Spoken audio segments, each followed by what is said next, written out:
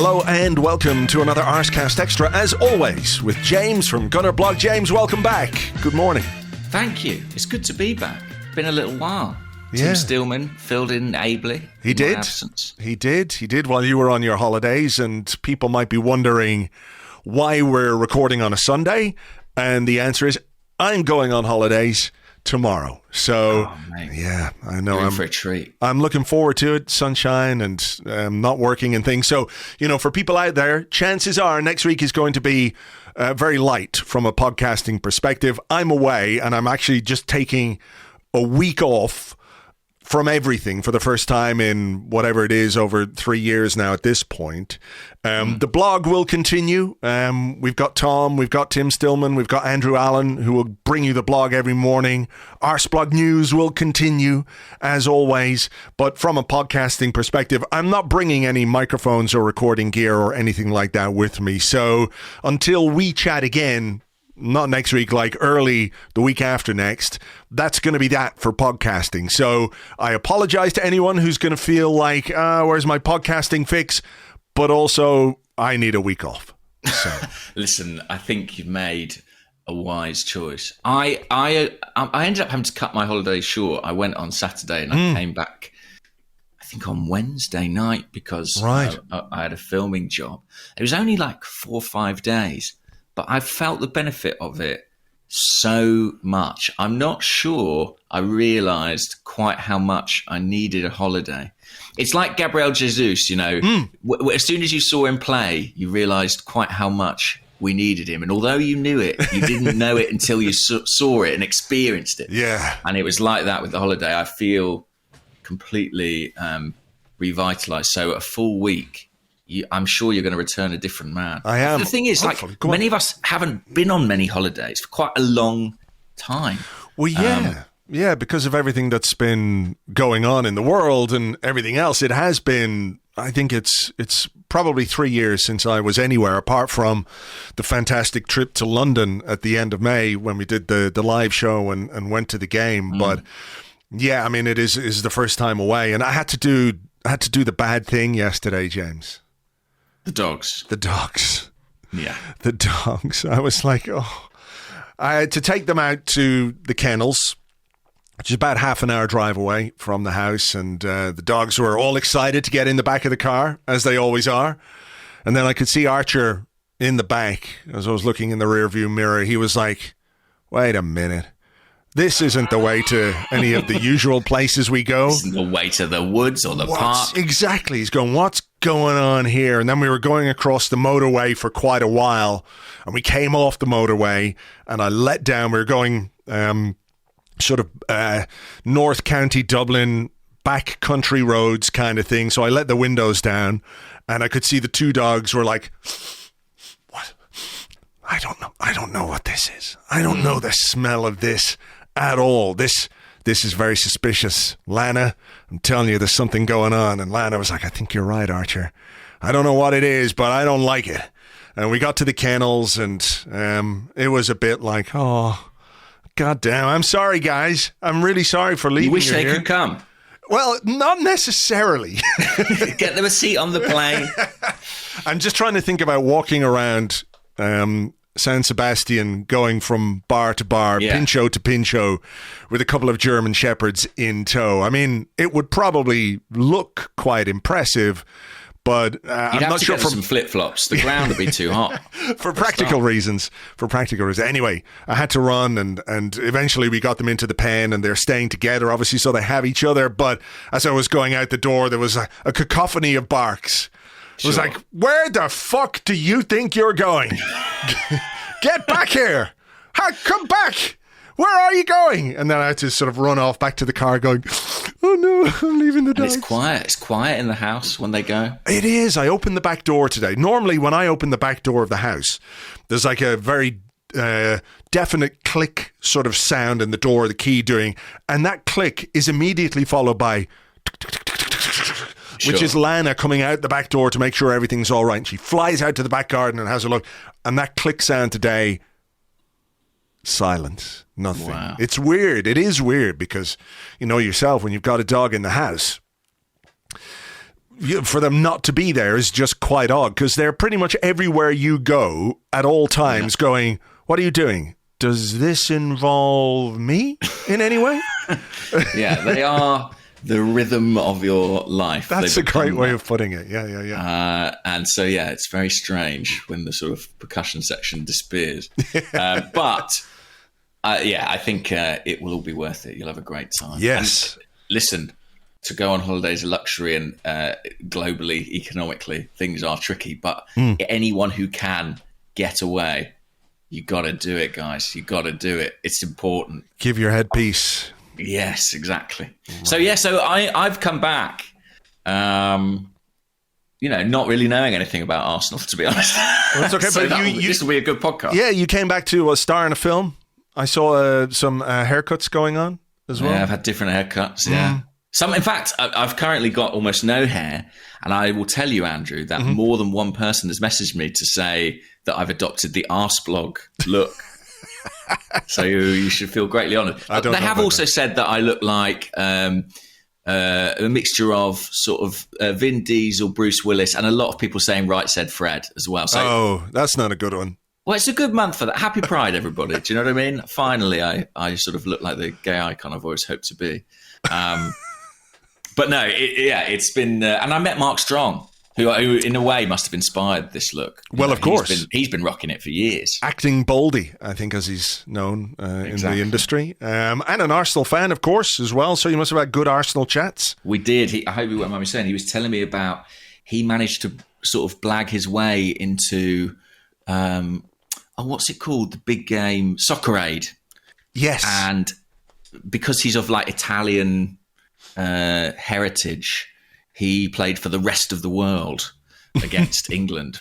And the advantage of that was it meant he spent 3 days preparing for the game and playing the game under Arsene Wenger. Wow. As his manager. That's for an Arsenal fan. Yeah. That's up there. Of that generation as well. I'm not suggesting he is anything other than a veteran, of course, but when you've lived through the entire Arsene Wenger era, to then be coached by the man himself must have been an amazing thing. You know, when that embarrassing thing, did you ever do that thing at school where you accidentally call your teacher mum or dad? Yeah. I think I would do that with Arsene Wenger all the time if he was coaching me. Call him mum. Just be like, Dad. Mum. Mum.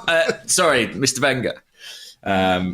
He's sort of been that big a figure in my life, really. Yeah, I mean, that's impressive. So, yeah, we'll work our way around the Arsenal stuff that is going on. And just before we get into that, I just want to say that we have had and continue to have questions about a legal matter, which we cannot discuss in any way because, of course, it is a legal matter. So it's not a question of ignoring it or anything like that, but restrictions mean that we cannot reference that particular matter in any way. So I just wanted to get that out there. So when people are listening to this, they're not thinking that we're deliberately not talking about something for whatever reason.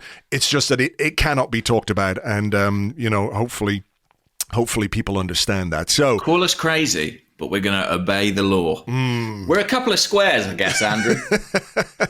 That's true. That is true. It's a wise move most of the time, I would say. Yeah. There are some laws. I think generally advisable.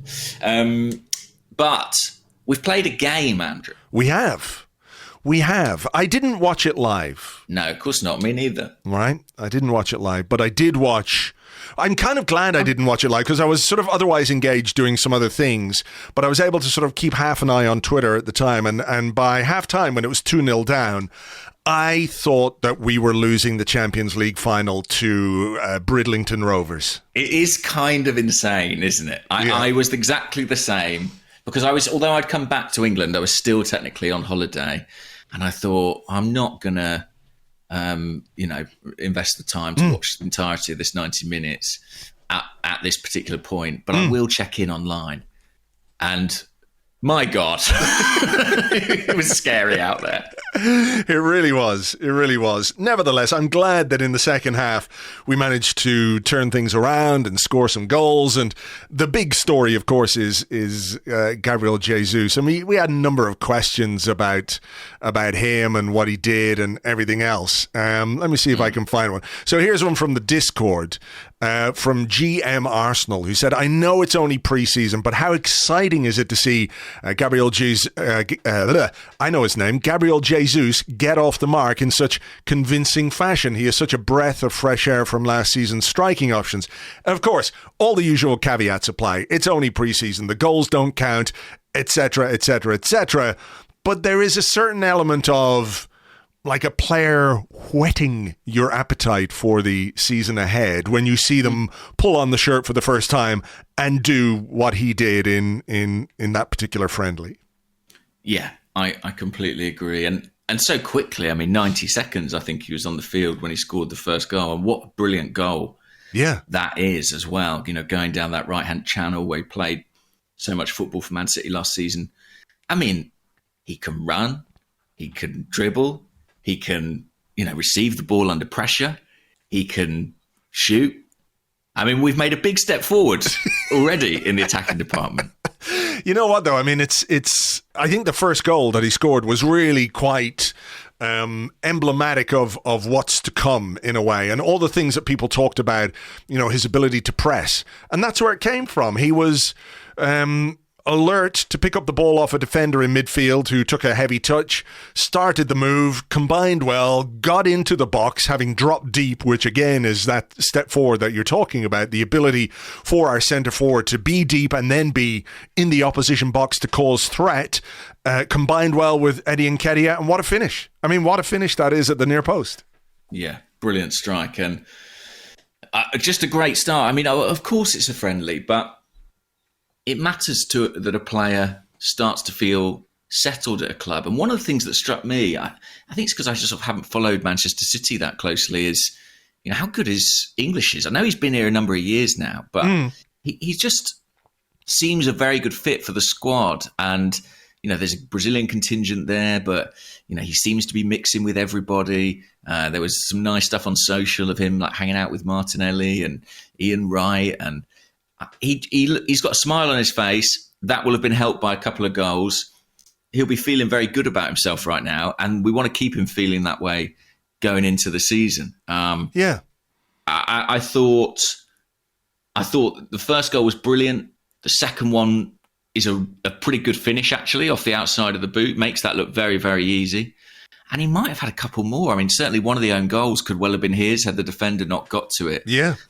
And yeah, listen, it's not the most intense match in the world, the greatest competition, but that's not really the point. The point is, can you see attributes and qualities there that you think will improve us? And I can't imagine anyone watching that and reaching another conclusion. Yeah, for sure. For sure. I liked as well I don't know if we talked about this, or maybe we didn't talk about it because you were away last week after the signing was made official. Because obviously I was talking to Tim. Eventually. But the behind the scenes video, on his first day, where he was being shown around the training ground, he was doing his medical bits and pieces, seeing the doctor, being brought into the I don't know, do you call it a canteen? Does canteen sound a little bit too, lowbrow, whatever it is. But anyway, where they eat at the training ground, there were a couple of young players going around, but he made the point of saying hello to everybody. It wasn't a case that the guy who worked in the kitchen, there was a guy just standing outside the kitchen, for example, and he went over to shake hands with him. And these two young players who were coming down the stairs, he said, hi, nice to meet you to those guys. That sort of element of his character, I think, is really interesting because, look, first and foremost, it is his qualities as a footballer that are going to, that have driven our interest in him and made us pay the money for him because we have needs in that regard, right? But I think there's something about his character as well, which is really refreshing, is probably the wrong word. But, when he was asked, do you feel any pressure to be the superstar here at Arsenal, because you're now the superstar of the team? And he said, I'm not here to be the superstar. I'm not here to be the man. I'm here to help and to learn and to win together. And I think that if anything that you can take away from Mikel Arteta's time in charge is that he is very, very, very focused on the power of the collective, if you know what I mean, both in the team, between the team and the fans. We talked about this last season where he was trying to build that relationship to sort of create this idea of connection between fans and the team, which then generates atmosphere in the stadium or the away games, whatever it is. I think he's had, and we all know what these are, some individual issues to deal with during his time. And he is keen to make sure that the people he brings in can buy into that idea of collectivism, if you want to call it that, Arteta's collectivism. And he very much fits that, as well as being a really, really good player. Absolutely. And I think, words Arteta has used are unity, humility, and Gabriel Jesus does seem to exemplify some of those qualities. And that was the advantage of this signing always. Any transfer comes with variables and unknowns and things that can't be guaranteed. But I guess Arteta and Edu felt they could guarantee the nature of Jesus's character. You can't always predict how on-field chemistry will work or how a player will settle, but you can know the person, and they both know this person really well. And so I'm not surprised that he fits a lot of the criteria that we know Arsenal have been looking for. I mean, something I found really interesting before Arsenal announced the signing that City maybe put something out about his departure, or similar timing anyway? Thereabouts, yeah. He's been a big part of their success. And I was just kind of reading through the comments and seeing the regard in which City fans hold him. And they've had some pretty good players over the years. And one of the things that really struck out to me was so many of them talked about, this is a guy who always turns up. It doesn't matter what the occasion is, what the fixture is. It could be away from home. In fact, it often is away from home. And he'll give exactly the same level of performance. And I think that always speaks to a player's character, because I think when you are away from home, playing in a more challenging environment, that's when that gets tested. So yeah, I'm really encouraged by the early signs. I even thought there were some good signs of rapport with Eddie Nketiah, and Arteta spoke afterwards about that being an option for Arsenal this season. Probably not, I would imagine, starting many games, but I can certainly see scenarios where they would both be on the field. Yeah, for sure. I mean, the two own goals basically came about from great work by Eddie Nketiah. I mean, was it the first or the second one? I can't remember, but it was a left-footed shot which absolutely smashed back off the crossbar or the post or whatever it was, and he did really well to make space for himself as well to get that shot away. And look, again, it's pre-season, quality of the opposition, etc., but he is a young player, still relatively young player, who has made or taken a step forward. Those games he got at the end of last season, I didn't ever see him doing that for us. Scoring in the Premier League with that kind of consistency. I don't quite remember. Is it 5 goals in 10 games, something like that, but a goal every other game, basically. He was obviously confident because he talked about it on the podcast that he did that time. But that is a step forward, and it's not to say that he is going to be the next superstar striker at Arsenal or anything like that, but it does augur well when it looks like early on in pre-season he can continue that. And I think that relationship that you mentioned between himself and Gabriel Jesus, I think that might be important next season, because there are going to be games where both of them are on the pitch at the same time. They're going to be front two, or Jesus is in a wide position. If you're chasing a game, I guess they're going to be two of our principal goal scorers, hopefully. And we had a question kind of about Eddie more broadly, which was from JDH at JDH_14, who said, how excited are you by Eddie Nketiah this season, and what are your expectations of him? I mean, I don't know that I would necessarily say I'm excited, because you kind of get excited by somebody like Gabriel Jesus, that way. Big signing, comes in from a big club, has all the pedigree, has the quality, and you're looking for him to basically fill a gap in the squad where there was a gap and then Eddie filled it for a while. I mean, I do wonder, it's a complete hypothetical, of course, but like if Eddie Nketiah had been signed from, I don't know, Reading or something, you know, at his age with his profile, would people think of him slightly differently? I don't know. It's a question of familiarity breeding contempt, but we've known about Eddie for such a long time.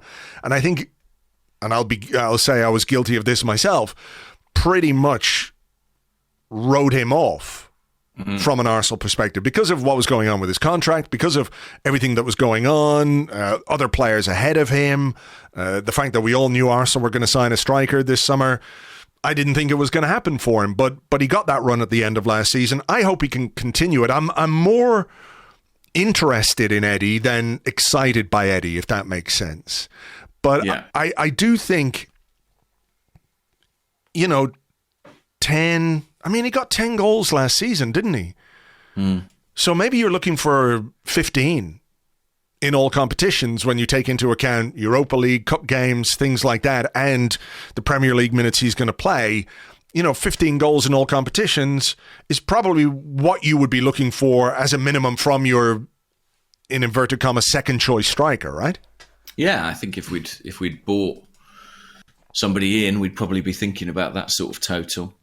It's interesting. I mean, I can't remember when, but I feel like a couple of our listeners probably remember better than me. But I feel like a couple of recent seasons, I have said at the start, I think Eddie might do all right. He might get 10 goals. Like when people have said, "Who's your dark horse or your person you think might surprise people?"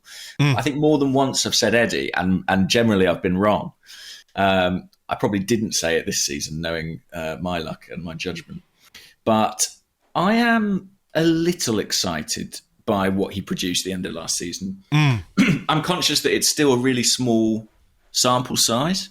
You know, statistically and data-wise, the way he performed in that run-in, he profiles like one of the top strikers in the league. And, you know, if you see those charts, which are like, you know, map all strikers against each other, Eddie's like right up there. Yeah. Crikey.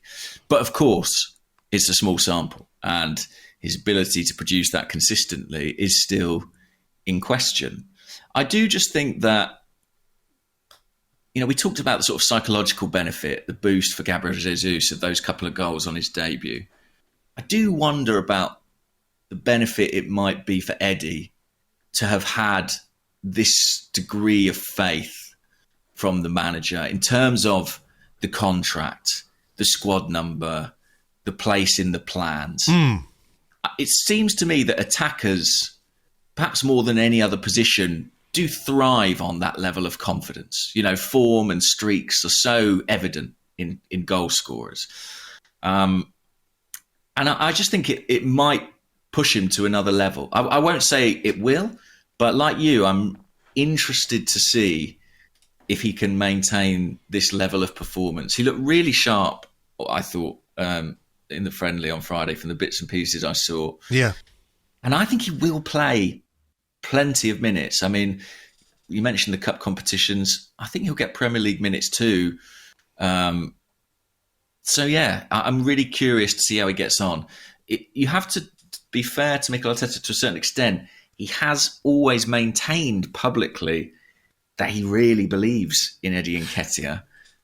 You'd like to think that's based on, you know, what he's seeing at the training ground, and it would be fantastic if that translated. I think there are very few Arsenal fans who can say they've not had their doubts about Eddie's progress and development at one time or another. Sure. But I think every Arsenal fan would be delighted if he can justify his place and score those 15 goals. I mean, it goes right back to the start with Mikel Arteta and Eddie Nketiah, because he was on loan at Leeds, and I think things were going poorly. I don't know if he was called back or if he decided that he wanted to come back or, you know, do something else. But, you know, it was, the January of 2020 when he came back from Leeds, and he hadn't really been playing a great deal because Patrick Bamford was in the team. And he had been scoring. He had scored early on, yeah. But then, you know, he came back and everyone's going, well, he's going to go on loan again, you know, Mikel Arteta, but he kept him. And his message throughout regarding Eddie has been consistent, that he thinks he's, you know, good enough. And He's like, not always picked him, in fairness. No, he hasn't. And I mean, he hasn't backed up the show of faith in words with time on the pitch. But I do think that there have been some mitigating circumstances in that regard. Like, you know, you had Aubameyang, you then had Lacazette. But basically, he's decided that Lacazette wasn't good enough to get a new contract, and Eddie Nketiah was good enough to get a new contract. And this is a guy who knows his team needs to score more goals. I don't think you make a decision like that with Eddie Nketiah because, you know, you like him, you think he's a nice guy, he's come through the academy. You don't make decisions like that about your squad makeup, you know, because you just like him. You know, you just don't. So I think there is obviously still plenty for Eddie to prove, but it does feel like he's taken a step in the right direction in the last few months. And hopefully it continues because, you know, he's always scored goals at whatever level he's played at on a consistent basis when he's had consistent time, you know. So if he can bang them in. Could be a big year for him as well. Yeah. It's not really an Arsenal concern, I guess, but he's got a big decision to make about his international future. Ghana obviously go to the World Cup, and they've been actively recruiting players. Tariq Lamptey of Brighton, I think, has signed up to play for them, and Iñaki Williams, who's been playing in, I think, represented Spain, maybe at youth level.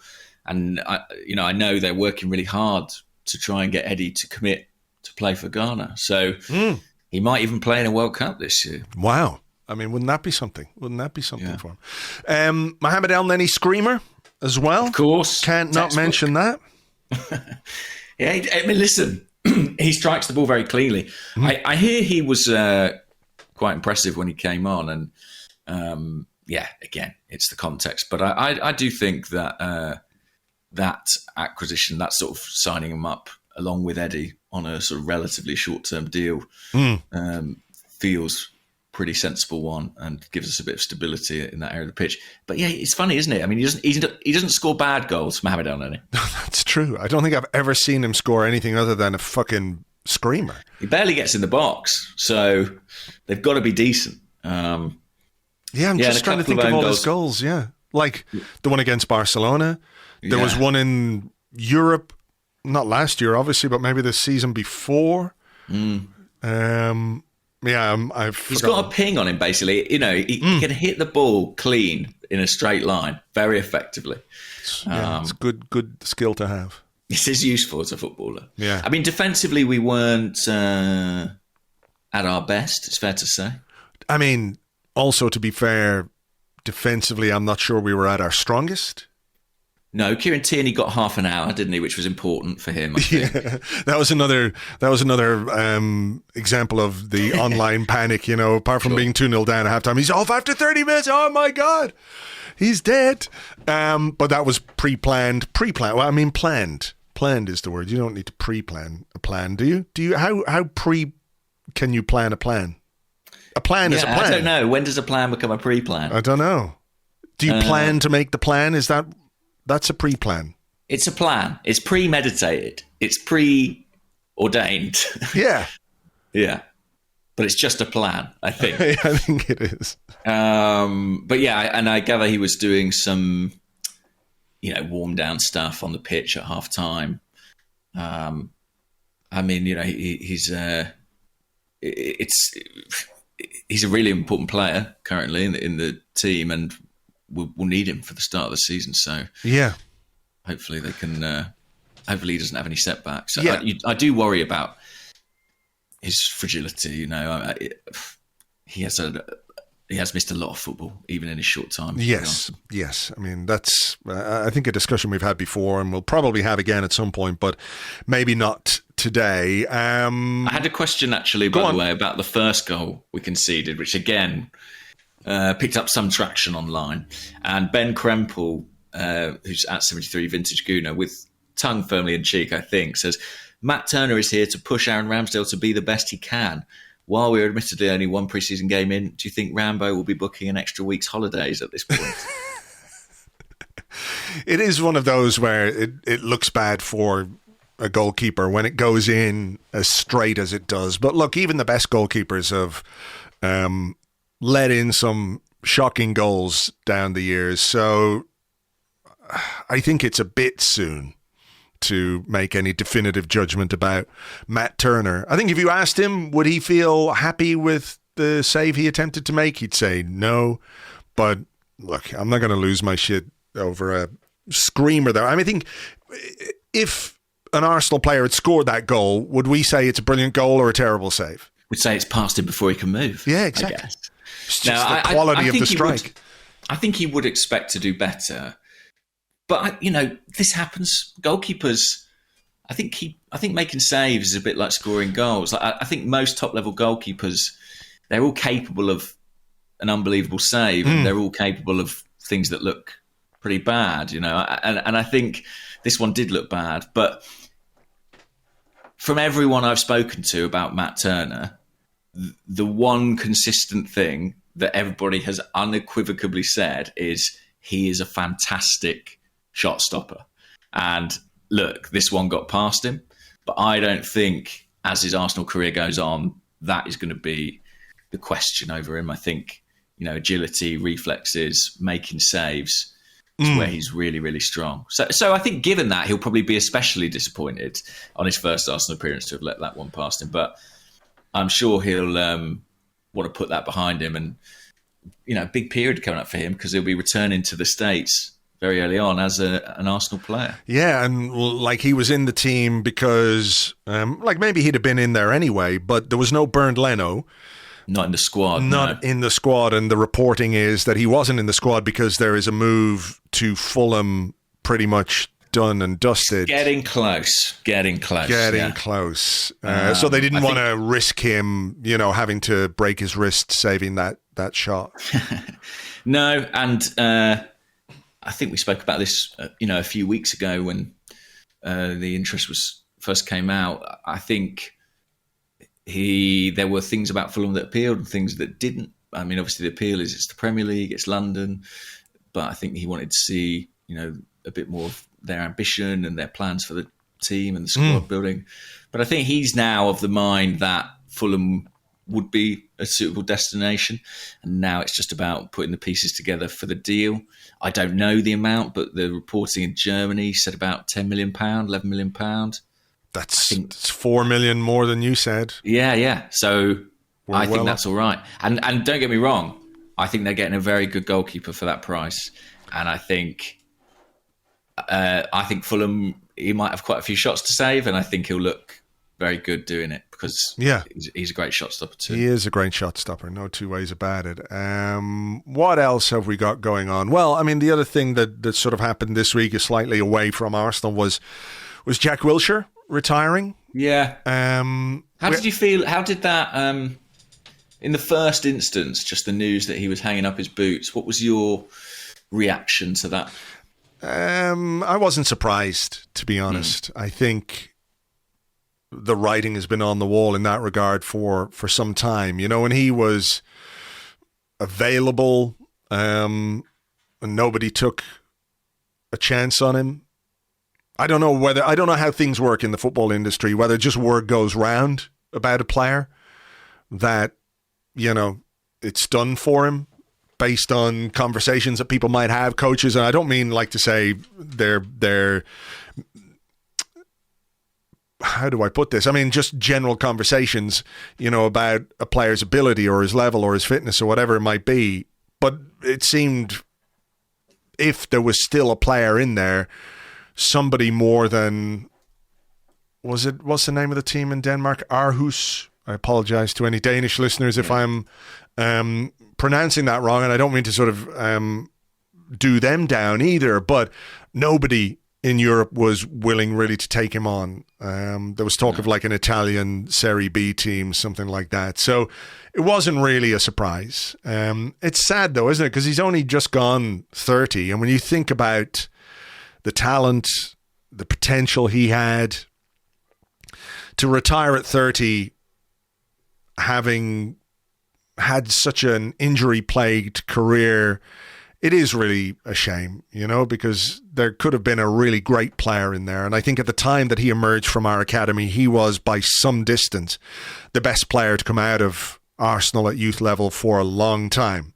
Yeah, absolutely. I know we've had some breakthroughs in recent years as well, but in terms of purely homegrown, someone who's been at the club since they were 6 years old or whatever it was, the excitement around him was huge. And I don't know. I mean, how do you look back on his career? I mean, I think there's a mix of things in that maybe he was overplayed at an early age. Maybe there were times when he could have said, I'm injured, and didn't, because I think when you're a young player, there's a tendency to just want to play and play through the pain, when in reality, the best thing is to sit it out. But when you're just making your breakthrough, I think there's that desire, isn't there, to show that you're tough or whatever. And then that's coupled with some bad luck, some really bad challenges on him, which caused injuries. And yeah, it's a combination of things, I think, that really wrecked his playing career. Yeah, I think obviously there's a kind of a susceptibility to injury that's kind of ingrained in certain players, that they, and that's something that happens all through sport and football and that can't be controlled. But I do think there were other factors that impacted things for Jack, impact being the operative word maybe. I mean, I think his playing style, he was a guy who invited challenges. That was the way he played the game. And he was so brave on the ball, and he had a kind of devil-may-care attitude with the ball at his feet, and he would wait to the last moment and jink away from people, and he absolutely had the skill and ability to do that. But A, you're going to get caught sometimes, and B, if players fear you're going to do that to them, sometimes they'll take steps to stop you. And stylistically, I think he found himself just coming under such a kind of battering of challenges that almost had a cumulative effect too. Yeah. You need to be robust, don't you, to play in that way, because you're going to get kicked, you're going to get scraped, you're going to get stood on, you're going to get just clumsy challenges from guys who can't live with how quick your feet are. So if you're not naturally robust or resistant to injury, it's going to... Or if you sustain one big injury that, creates knock-on effects. So, yeah, I think the physical side was a real issue for him, obviously. But I do think he was just fantastic. And I think he'll be remembered for lots of things. I've seen that Norwich goal doing the rounds, and that was kind of, it felt like the kind of culmination, the crowning moment of Arsene Wenger's football ideology in some respects. Yeah. Goal. And for an academy player to put it in. You made that point. We had Cesc come through not long before, but I think as much as he felt like ours, we also knew in some respects he wasn't. And so it proved to a certain extent when he went back to Barcelona. But Jack, he was from Stevenage, not too far from the training ground, been with the club since he was a little boy, basically. It was a very special thing. And that night that Arsenal played Barcelona, and, we'd had the stories, I think, that summer of Barcelona talking about Cesc's Barca DNA and how he had to come home, and Jack strutting out onto the Emirates and showing them what Arsenal DNA looked like. It was a really special performance, and certainly I think the one I'll remember him for most fondly. I think so. Yeah, we had a question there from Seb3000. Gutted for Jack, but what was your favourite Jack moment? And it's hard to look beyond that particular game. And, I know that departing players, if they want to curry favour with fans or whatever it is, will say certain things. But I always remember when Cesc left and he talked about Arsenal's midfield with Jack and Aaron Ramsey. And if those two guys had been fitter, I think we'd be talking about them in much different terms.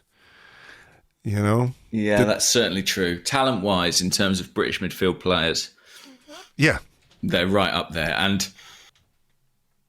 yeah, I think it was kind of a dual thing of being like, oh my God, Jack Wilshere's 30 for a start, which was, he kind of feels both older and younger, if you see what I mean. Yes. Because he's always like our youth sensation Jack, but it's also been clear for probably 2 or 3 years that he was basically at the end of his career. I guess what is nice is that he's at the start of another one, and I'm excited for him about that. And I really hope that he can fulfill his potential in what remains of his life, which is a huge chunk. This is only really about, I know it feels like he's been around forever, but he is still only 30 and he's got so much ahead of him still. Yeah, I mean, you referenced it. I don't know if you just said it explicitly or not, but he is coming in to be the new under-18s coach or part of the under-18s coaching staff, which is, fantastic for him. And this is obviously, I would say, part of the reason why he decided to hang up his boots, because, he's got another career opportunity. He's got it at the club that he really loves.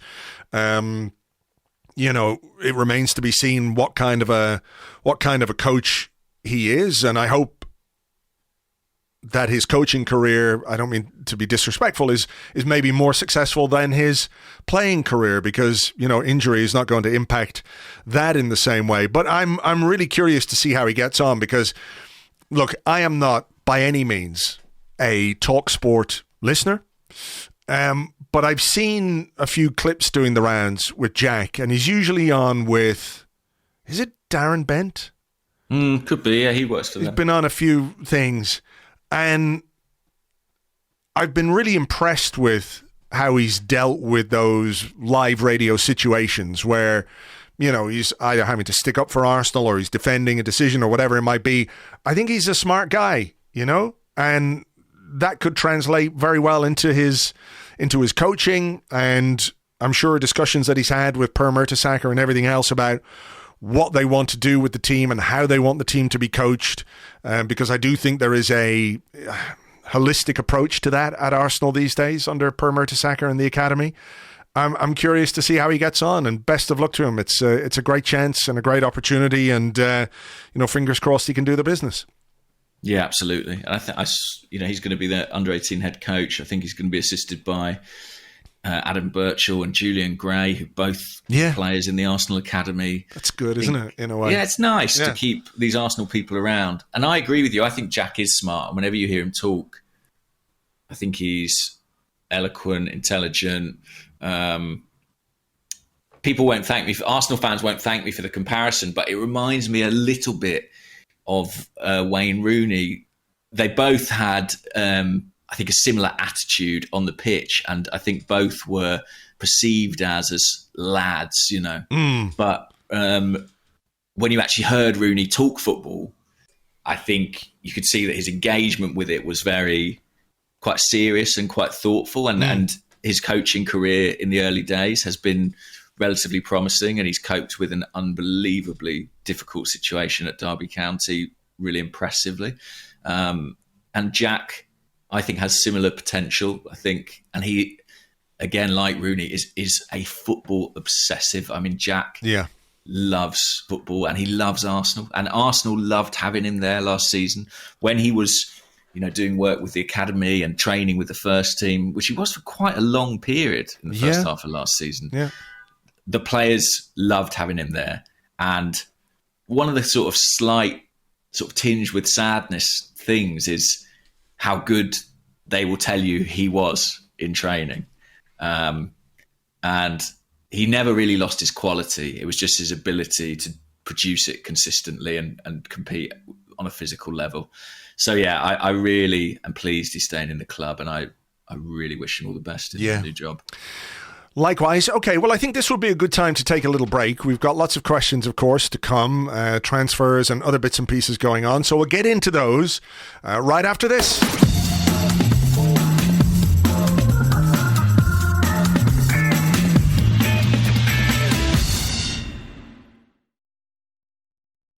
Welcome back to the Arsecast Extra. This is part 2 of the show where we answer questions that you send to us on Twitter at GunnerBlog and at Arseblog, also on the Arseblog Discord chat server, which you get access to if you are an Arseblog member on Patreon. And if you are an Arseblog member on Patreon, we've just started our 2022-23 Fantasy Football League.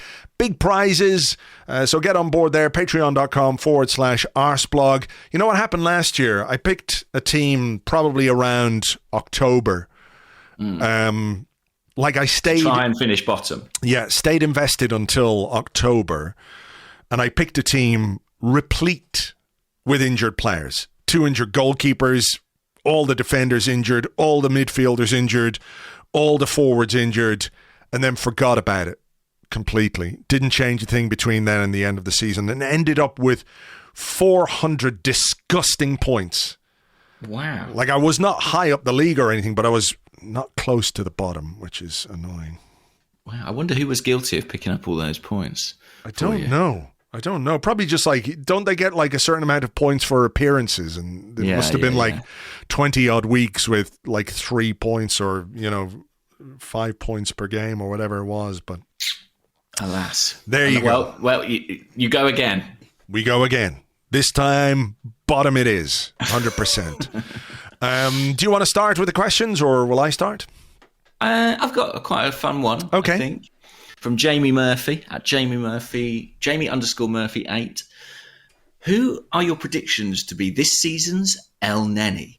A player seemingly surplus to requirements, yet works their way back in. And I guess relevant given that we saw Hector Bellerin play for Arsenal, and if Lucas Torreira's agent is to be believed, he's been given the call up for the American tour. Yeah, we did. We had a load of questions about Lucas Torreira. Stickers on the Discord, for example, said Lucas Torreira is going on the US tour. Do you think he's been reintegrated into the team or just putting him in the shop window? And I think the obvious answer is, well, he's got a contract with Arsenal.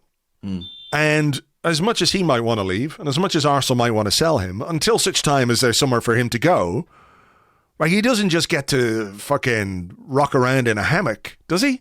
He's got to work. Yeah, I mean, it was interesting. He came out and said, yeah, there's no chance of me going back to Arsenal. It's almost like Arsenal have said, oh, really? We'll see about that, mate. Yeah. Monday morning, report to work.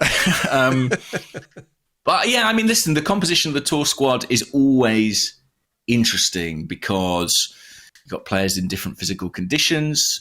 A load of guys, I think, go back to training tomorrow who were involved in the internationals. That's true. When you look at the names, I mean, the squad. I was looking at the squad over the weekend, going, "Ooh, it's a bit light, isn't it? A bit sort of." But then you look at who's coming back, and it's Ramsdale, Tomiyasu, Saka, Saliba, Martin Odegaard. I mean, decent additions to the squad. Like a new signing, every one. Every single one. Yeah. I tell you what, this is sort of I mean, I don't mean this to be a kind of ethical discussion, but you can't enter America as a foreign national, I believe, unless you're vaccinated. Really?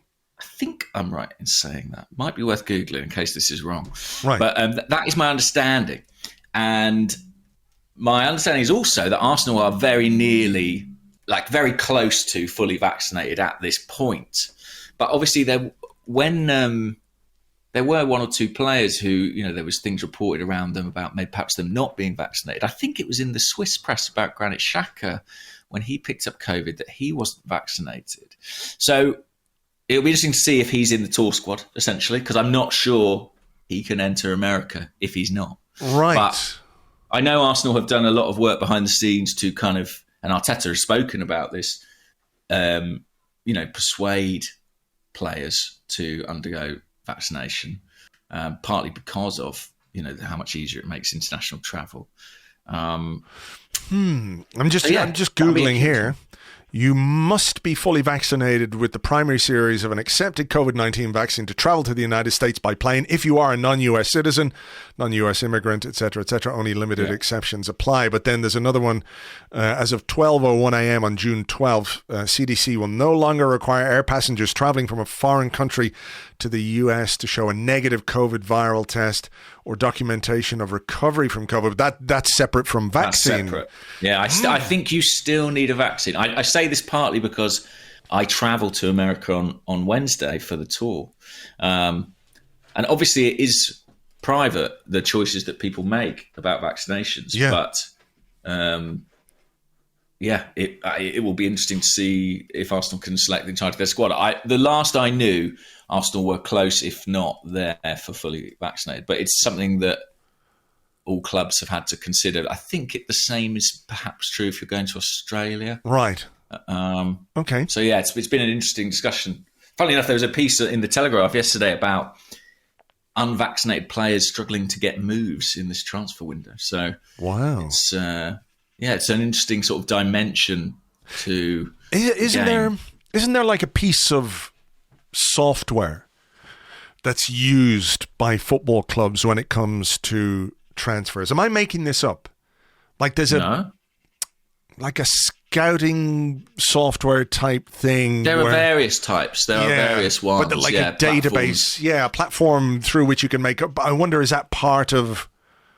Does that end up being part of their profile, like right-footed, 5'2", non-vaccinated? I wonder at what stage you find out. Do you know what I mean? Obviously you have a medical, but that's very late in the day.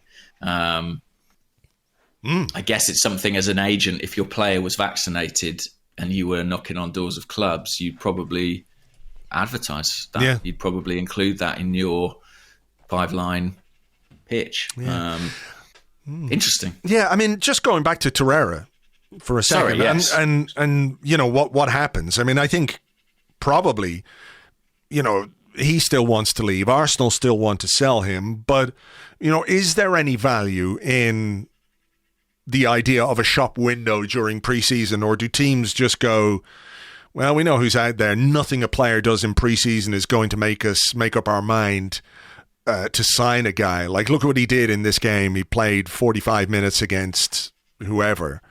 That guy, let's do it based on that. I don't know that that's necessarily how it works, but maybe just the fact that he's there and front and center and part of something. Like, surely his chances of getting a move are greater if he is involved with Arsenal rather than sort of training on his own in the local park. That way.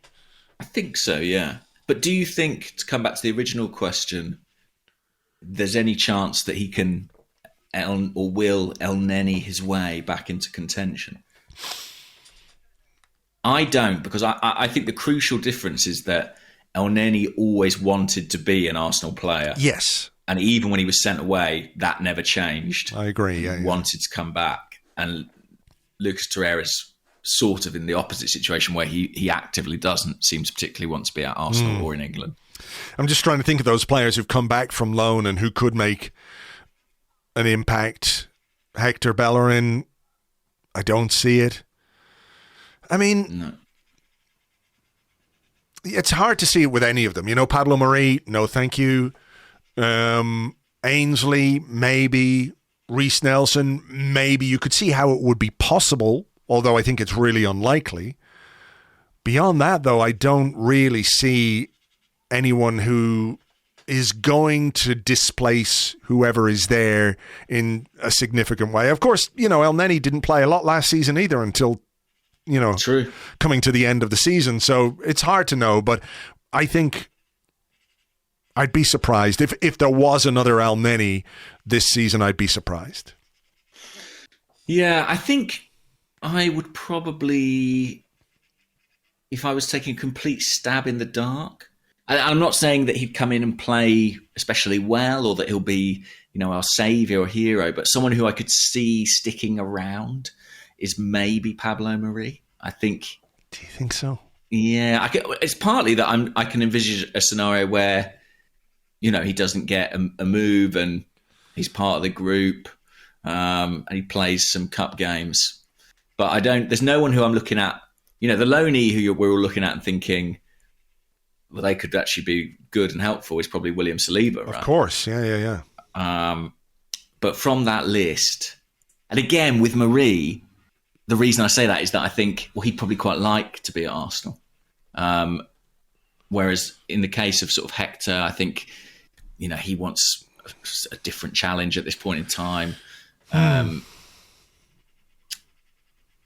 it's difficult to say. I mean, Reece Nelson's an interesting one because Arteta did sort of show a slight predilection towards using him in his first season, but didn't last that long. Didn't really last, no. So there isn't an obvious candidate, but then I guess the nature of these things is they're not obvious candidates. Yeah, exactly. They're surprising. It's hard to predict. Okay, here's one from Joachim Kruger, who's at Joachim Kruger 2 on Twitter, who says, "Goodly midday, gents. What do you make of the Kante rumours? Credible or just random rumour? Also the links to Lucas Paqueta. Is that close to being credible? He too is a left footer like Vieira and Odegaard." I don't know actually on either of those two at this point in time, but Kante, so as you know, like our lives are so focused on Arsenal, I don't always know what's going on at other clubs, but I did get the sense last season that Chelsea fans slightly fell out of love with N'Golo Kante over the course of the last campaign. I think he wasn't performing at the level we've become accustomed to. And maybe that's no surprise. I mean, he's been maintaining it with incredible consistency for quite a long period, and he's now over 30. He's 31.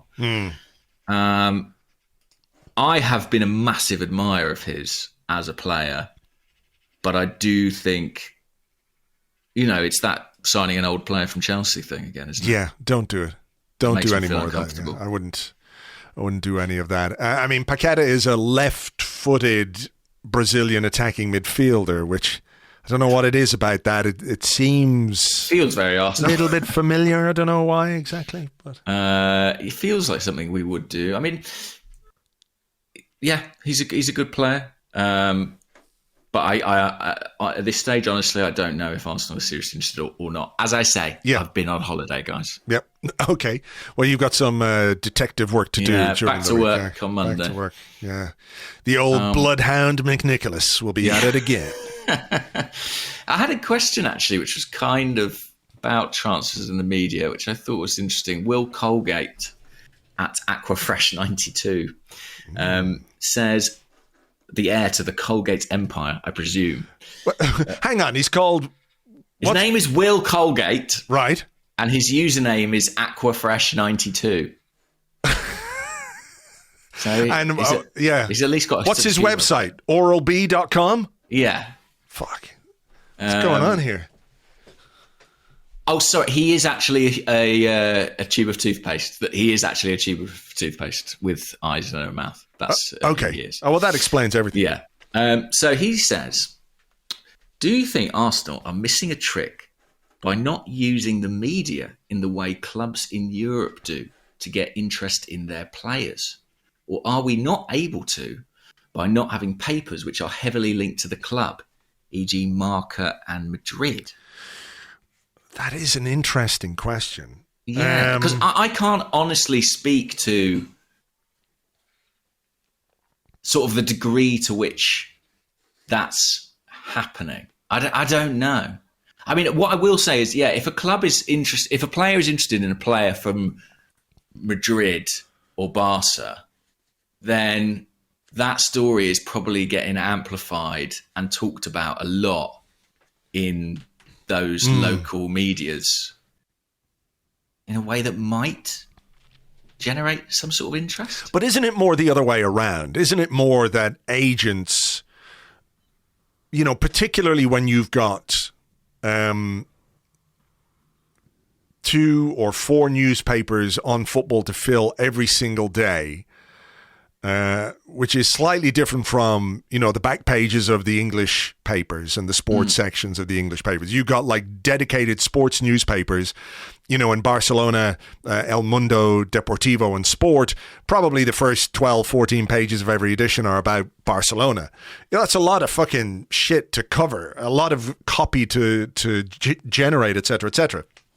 So I think it is different. It's a different kind of media landscape, but I always thought it was more like, let's say you've got a young up-and-coming player and an agent talks to a journalist who's got copy inches to fill and talks about how Arsenal or Barcelona are interested in this player, even though they're not. But the idea of Arsenal or Barcelona being interested in this player sort of puts the player's profile in the public domain in a way which might spark interest or inquiries from other people. Does that make sense?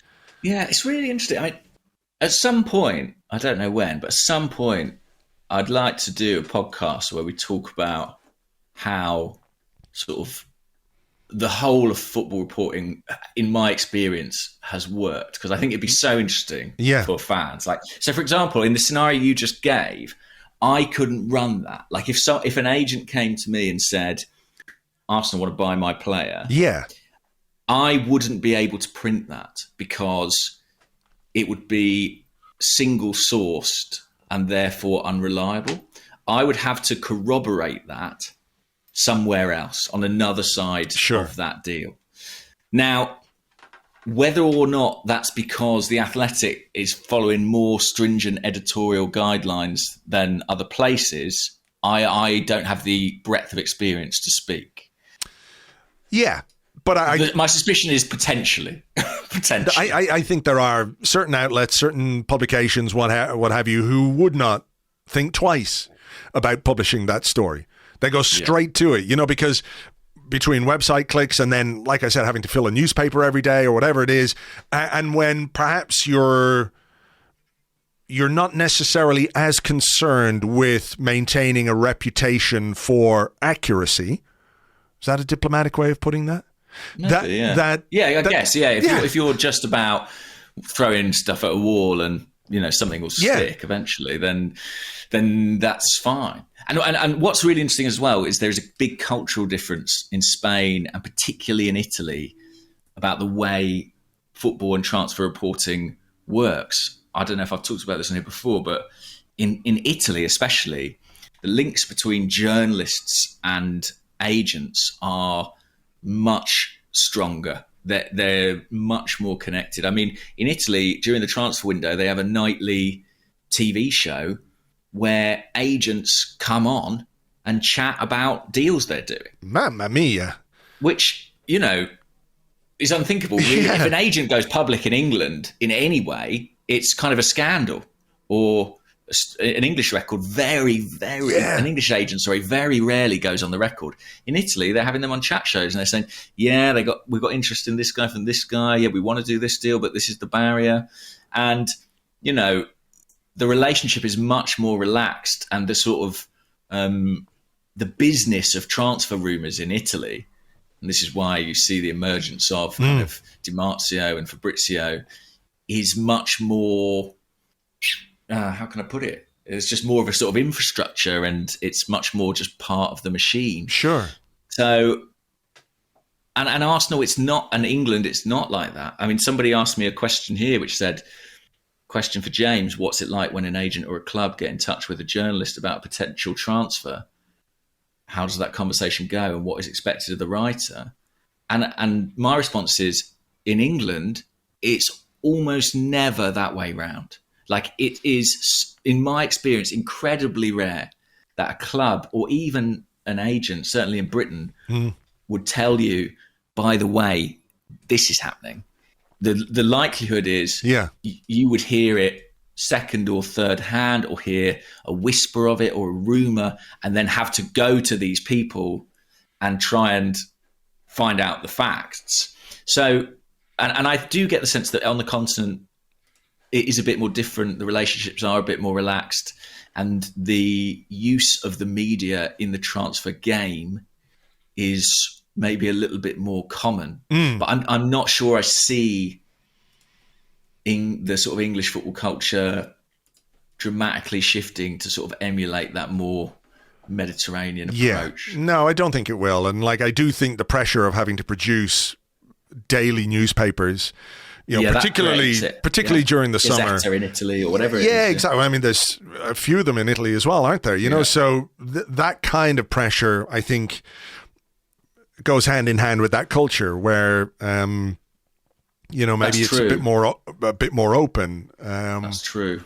Like, for example, the English tabloids, if they have a transfer story, it's not that they will hold back or anything like that, but there isn't the pressure on the Sun or the Mirror or whatever it might be to produce a transfer story every day, or more than one transfer story every day, or all of those kinds of things that really put the pressure on the people making that content or that copy.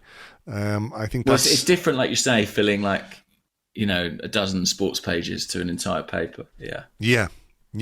Here's a couple. We had a couple of questions like this from one from the Discord from East Mids Gunner, who says, while the club never misses an opportunity to make money from fans, do you think it's right or even fair to charge for the viewing of pre-season matches? And we also had one on Twitter as well along the same lines from Tom at Tommy_Daniel_, who says, Arsenal is a merchandise or an organisation that brings in hundreds of millions of pounds each year. What is the benefit of charging £6 for a pre-season game? Money it brings in is small change, but it really pisses off the fans.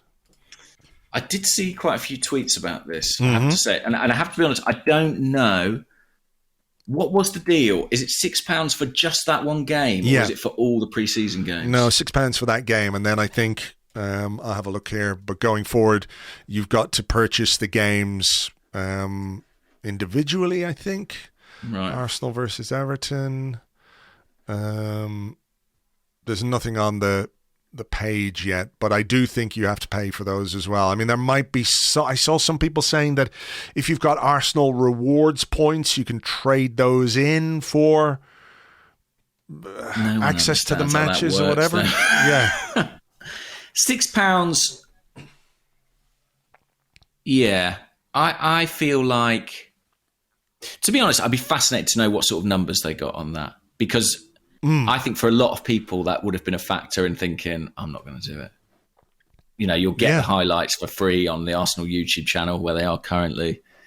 And I think that price point, to me, feels a little steep. I know that everyone's margins on this will be different, but I think, £3, you're probably like, okay, fair enough, but £6 for a friendly game, knowing that there's other friendly games coming up against Everton and Chelsea, which I think probably going to generate more attention. I think a lot of people will have thought, I'll give this one a miss based on that. Yeah, what do you think? I think it's steep. I really do, and I think every club is doing it these days, are they? But monetizing their pre-season to the maximum extent. But I reckon, if you're an Arsenal member, if you're a season ticket holder, for example, and you pay, I'm paying £1,000 a year already. Yeah, do you know what I mean? Exactly. Stuff like that should be certainly free or heavily discounted for season ticket holders. And I do wonder as well, I think you're right, I think a load of people will be put off by £6, but if you were to charge $1.99 and make it really easy, would you be better having 100 people at £6 or 1,000 people at $1.99? And we all know what that is. I think if they'd said it's a £5 and you get all the pre-season games, do you know what I mean? I think that'd be all right. Yeah, but it was £6 per game.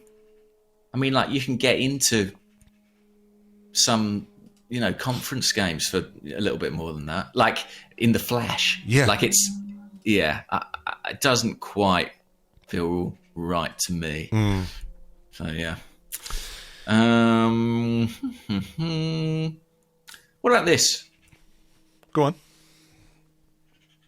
Percy, who's at IU Serious, spelt like Jordan and Andre Ayew. Percy says, do you think 50 million euros or more is too much to pay for what is essentially a backup left back in Martinez? Ooh, it looks like that's what it will take, doesn't it? I mean, given what United had reported to be bidding, and clearly it is. If that is what he is, if he's a backup left back, no, you can't pay £50 million for a backup left back. Yeah, but you don't pay £30 million for a backup goalkeeper just because something we perceive as the backup. Yeah. I mean that's how it would play out. I think any investment of that nature that Arsenal make is for a player who's going to play. Exactly. Not somebody who's just going to sit there behind Kieran Tierney all season. There's been a discussion, and we talked about it before, about where exactly he might play. Like he's barely played at left back in his career. I think like 90% of the games that he's played have been at centre half. So it seems more likely to me that he is potential cover for left back, but also somebody who can play at centre half as well. Although, when I look at what we've got in the squad right now, we've got plenty of players who can play in that left-sided centre half position. Saliba can play there, Holding can play there, Gabriel can play there, Tomiyasu can play there. I'm not saying they're the ideal solutions or anything like that, but these are guys who can fill that role. I'm fascinated to know what exactly is driving the interest in Martinez. I mean, he looks a very good player, good passing range, but what is the thinking behind our pursuit of him? Is it because... I think it is to play at left back, and that's not my opinion. That's what I have gleaned. I think that's right. What Arsenal would want to do, but I think the mistake in the question is the backup aspect of that. I think that if he came, I would predict that he would be probably our starting left back, and I suspect there's an element of the club looking at the amount of minutes Kieran Tierney has missed over the past 2 years and thinking we shouldn't be thinking about a backup. We should be thinking about someone who's at least of that calibre, who's going to play a lot of game time. I mean, it's not unreasonable for them to think that way. As much as we all love Kieran Tierney, it is not unreasonable for Arsenal to go every season there's been a significant absence. Yeah, and also they're very different players stylistically. I mean, it's difficult to know what sort of left-back Martinez is because, like you say, he's not played there a great deal. But from what I hear, they see him more as a Tomiyasu type, someone who can tuck into, help the build-up in midfield, do a job not dissimilar to kind of what Zinchenko has done at left-back at Man City. Kind of being a third midfielder at times, playing in a lot of those Granit Xhaka areas in our own half, building up the play, and they love him. They really love this player. My gut instinct says he joins up with his old manager at United. I think they want to play him as a centre back. I mean, he's 5'9", so would that worry you as a centre back? Yeah, I think 5'9" as a central defender in the Premier League is certainly a challenge. I think I was talking to Tim on last week's show. We talked about certain defenders, particularly some South American defenders who've really made great careers at centre half, despite not being particularly tall.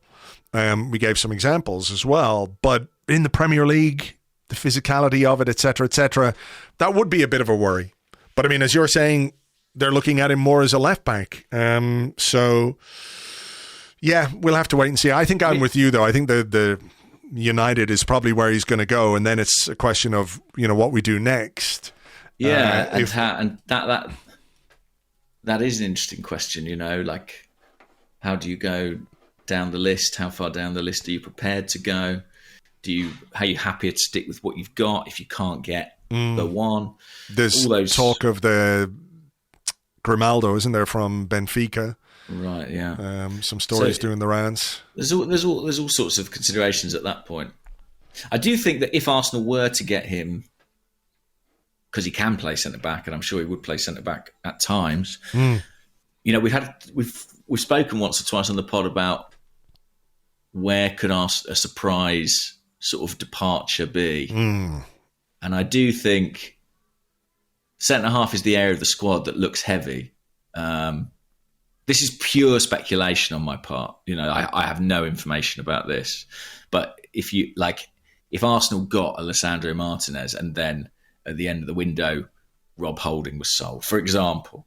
I wouldn't be surprised. That wouldn't blow my mind, and that could be something that we maybe don't see coming necessarily. But yeah, I've how certain players. I mean, I think to be honest, I was like this with Rafinha as well. When you sort of start thinking about what a player could bring to the team and the qualities they've got, you do sort of start to slightly fall in love with them. So it is a bit painful if they go in another direction. Yeah. Although I am enjoying Rafinha just sort of dragging it out and refusing to sign for Chelsea. Yeah, I mean, credit to him for that. At least we don't have to then sign him from Chelsea at 31. No, I mean, listen, obviously I wanted us to get that player, and who knows, maybe it's not quite dead. But if he's going to go somewhere else, I really hope it's Barcelona at this point. Yeah, same. Let's do a couple of quick ones to finish us off. Connor, who is at isyoursgold04, says, why do Arsenal never disclose how long the contracts are when we sign someone? It's always long-term deal. What is the benefit to not telling us? I don't really know what the benefit is. Like, I understand the sort of privacy from a sort of market perspective of, well, maybe we don't want other clubs to know exactly what contracts our players have got. But the reality is that would be the first question any interested club would ask an agent. Do you know what I mean? So it's not exactly a secret. And isn't all that information just sort of basically immediately on Transfermarkt and usually it's in the reporting, isn't it, of a new deal or a signing? It's 4+1 or it's 5 years. That's it. I mean, Arsenal will tell you if you ask them. Like if they do a signing and they've signed, X has signed a new contract or whatever it is, and you say, how long is the contract? Like 90% of the time, 95% of the time, they'll tell you. Yeah. Like the Elneny is 1+1. They didn't announce that specifically, I don't think, but that's what it is. But yeah, I don't know why they don't make it public. I wonder if it's a privacy thing. Like, we spoke about earlier things we can and can't talk about. I mean, Arsenal policy is that they do not discuss salaries of any staff, right? Yeah. And so I wonder if it's like a privacy thing where they don't want to talk. I know it's different for footballers, and it is different in the reporting, but I wonder if it's an HR thing essentially, where it's like, yeah, we don't, because some clubs do, don't they? Like, you'll see an announcement and it'll be like, Aguero 26, and it'll be like he signed until that time, or not a bad example because he's retired, but you know what I mean? Like, they'll announce at the contract renewal when it runs the year. In like a celebratory manner. Yeah. And Arsenal don't do that. But it is this sort of odd, curious thing where it's sort of available everywhere else. You'd think in a way Arsenal might want to take ownership of that. Yeah. Sometimes it's complex as well. Like, Transfermarkt has become the, maybe not the gold standard, but the sort of de facto resource for most fans to check this stuff. But there are inaccuracies in there, and particularly with Arsenal contracts, it's often the case that when deals get close to expiry, we realise, there was an additional optional year that wasn't reported at the time. So sometimes there are little tricks like that, but yeah, it's a curious one. I wonder if that will fade with time. I wonder, because it's so part and parcel, isn't it, of sport that contracts have a fixed term. Yeah. That it seems curious almost to call the cops. Did they ever, like when Elneny signed, what did they say? I don't know. They can't have said long-term contracts. No, they didn't. Arsenal.com, Elneny contract. I'm just Googling it here. Yeah, let's have a look. Mohamed Elneny signs Arsenal. Oh, no, that's... Okay. Mohamed Elneny is extending his stay with us. Yeah. Mo has been a key member of the squad since joining us. He's made 147 appearances. He made his debut. He was part of the team that did this. I love this club, says Mo. I want to continue. Not a single word about the duration or length of the contract. Yeah, it just says he's extending his stay with us. So, I don't know. I don't know. Yeah, maybe there's something to do with salary or something like that, that if you combine length of contract with reported salary or whatever it is, you're then revealing a player's earnings or something like that? Yeah, I think effectively it's that. It's like the club want to protect the... I never know if it's remuneration or remuneration. It's remuneration. Remuneration, yes. Of the players, even though that is basically extremely difficult in the current media landscape. Here's a good one from Tom Woolsgrove, who's at Desmond_Dex, who said, Burnley, Stoke, Bolton, out of the way. Who shall now take up the mantle of team fueled by disproportionate fan hatred, and who will despise our non-contact sport approach? That is a great question. Who are our new sort of bête noire?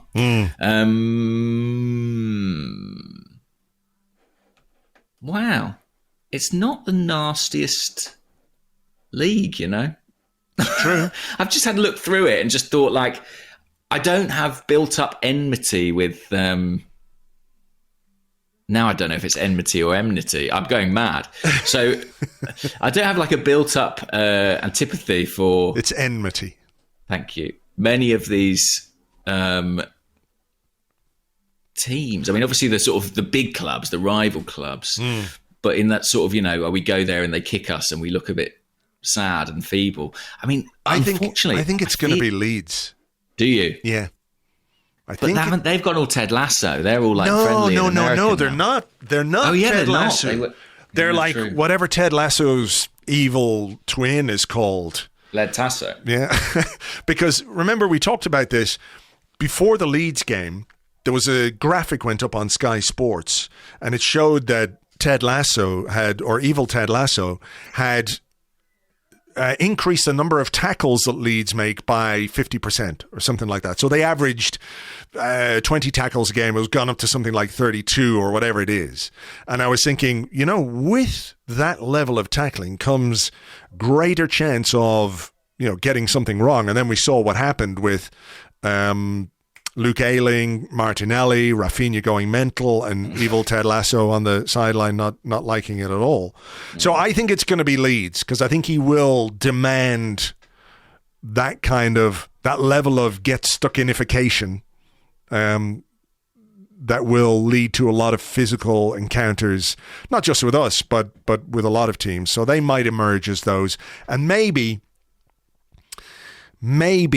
you know, after the season that they've had, Everton, like, it wouldn't be beyond the realms of possibility that Lampard might think physicality is a way of addressing some of the tactical issues that he has.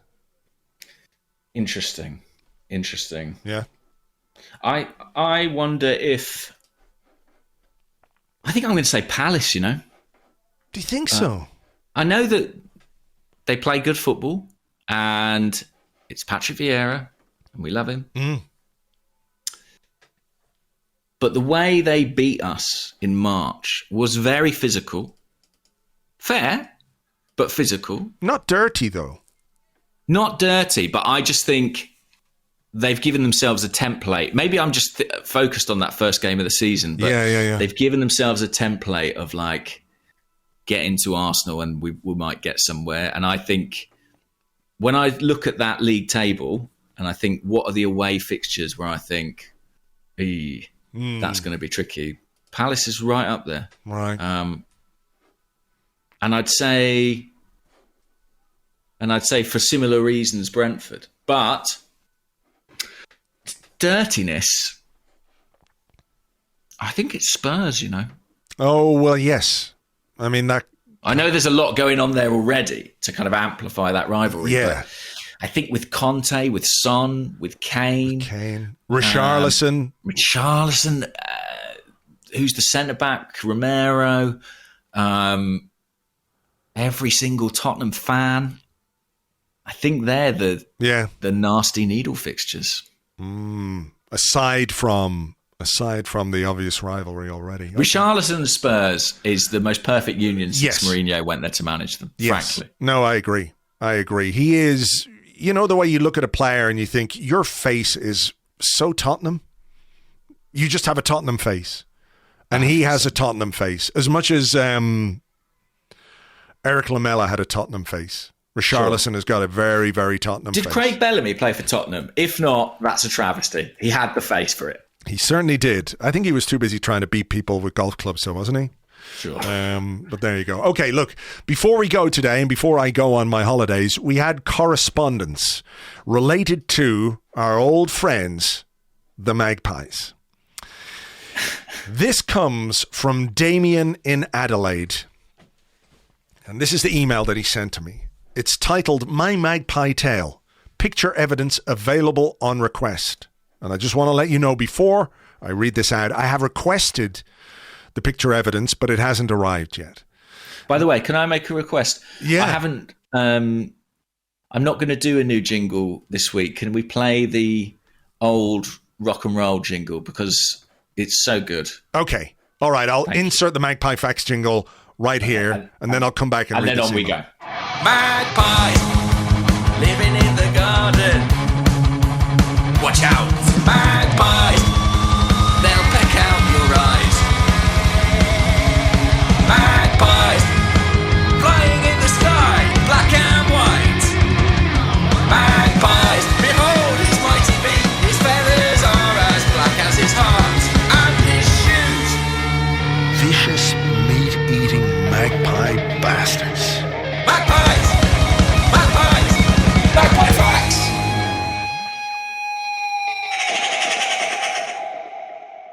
There you go. Satisfied with rock and roll jingle? Yeah. It's brilliant. Yeah. Okay. Hello, Andrew and James. Not that either of you need any warning about the dangers of magpies, but I thought it my public duty to make my story known to your listeners. I live in Adelaide, Australia, and we all know the magpies are more vicious down under.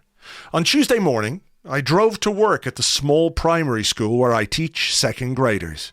It was a pleasant morning, and so I had both windows down about 5 or 6 centimetres. As I sat at the lights, suddenly I heard a loud, dull thump, and the inside of my car seemed to explode, showering me in a mixture of green, white, and brown bird shit.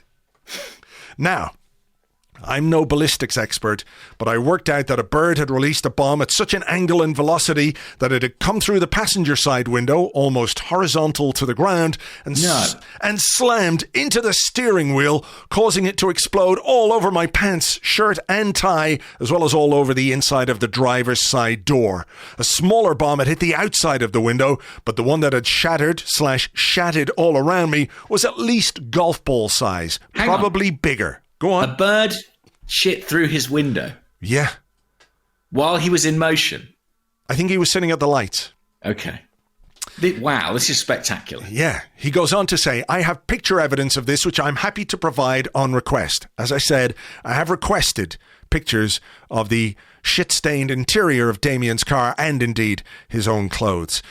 He said, I looked around and there was nobody else around except for a magpie hopping away from my car. Now, some people might say that such a gigantic ball of shit could not come from a relatively small bird, but you and I know better.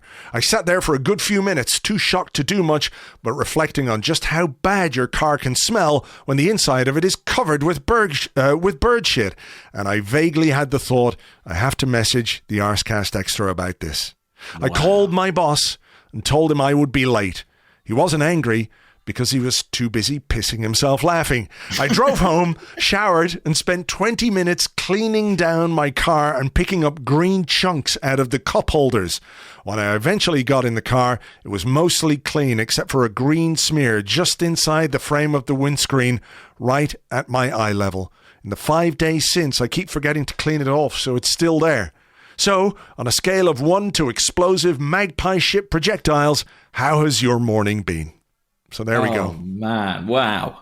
What an experience. I mean, he can shower as many times as he like. The stench of magpie shit will never truly wash away. He's going to have to just burn that car. I think just throw it off a cliff, set it on fire, because there's no saving it. Yeah. It's cursed.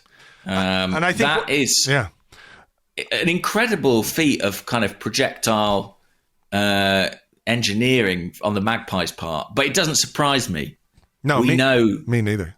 We know they're evil. We know they plan these things. And pre-planned. It was a pre-planned poo. Preordained, pre-planned, pre-organized magpie poo right through the window. I mean, we know this. What wasn't this the story about magpies being fitted with trackers a couple of months ago, and then like within minutes they were taking the trackers off each other because they'd figured out what it was. So clearly this magpie looked through the window and went, not only is that fucker an Arsenal fan, he listens to the Arsecast Extra. And they've shit through his window like literally every Arsecast listener in close contact with any magpie should be terrified at this point. They could shit through a fucking keyhole and land it in your eye. This is what we're going to have to deal with from now on. Scary stuff. Scary stuff out there. So thank you, Damien, for sharing that. And best of luck with cleaning yourself off, even though we know it's never going to happen. You're forever tainted, tattooed with the shit of the magpies. And thank you to everyone who alerted me to the fact that some magpies have entered the Europa Conference League. They're literally called magpies. FC Bruno Magpies. Their crest is a magpie. Their kit is black and white. Overcame... Now, who was this? They overcame the Crusaders of, I want to say Northern Ireland. Crusaders 2-1. Are a Northern Ireland club, yeah.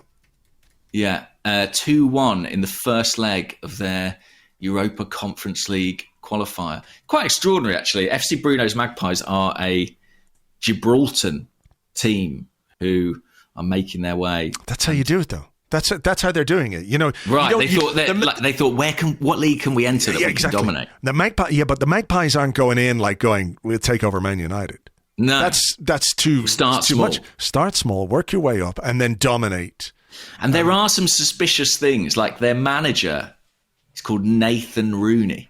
It's like, is that just Wayne? Have they got Wayne Rooney there? Because their goal scorer the other day was Daniel Bent. These are all like that. It's breeding projects between former top evil footballers and magpies to create a super team. Their striker is called Steve Beak. Exactly. Yeah. Bob Flapper. He's their goalkeeper. We've got it sussed. We've got it sussed. So the Crusaders, I mean, they've got a noble crusade ahead of them to turn that second leg around. Let me tell you. Well, best of luck to them, but I don't fancy their chances. You know, these evil corporations, evil outfits, they always seem to come out on top, don't they? Until what I would say to the Crusaders is make sure as you arrive at the stadium, your coach windows are sealed because we know what's going to happen. You could be bombarded. We know what's going to happen. All right. Okay, well, look, I think it's time to finish this one. I'm going to get it uploaded, and then I think I'm basically on holidays. Wow. Well, have a great holiday. Thank you very much. Thank you to everyone. Go on. I'll be in America. Yes. So hopefully see some of you around. It's a big place. You might be a bit specific. Yeah. And then Orlando from Sunday for a week. I know. Are you going to go on Space Mountain on your own, like Jeff Bezos? I've hired it out. In fact, that was one of the lookalikes somebody sent me on Instagram, Jeff Bezos. I was like, fuck off. I know I'm doing a thing with the Gooners pod maybe on Thursday night in Baltimore. So very good. Check that out. But yeah, see some of you there and have a great holiday. Thank you, man. I will do my very best. To you guys, as always, thank you so much for listening and for downloading, sharing, subscribing, all the rest of it. Catch you the far side. Take care, and we'll see you soon. Bye-bye.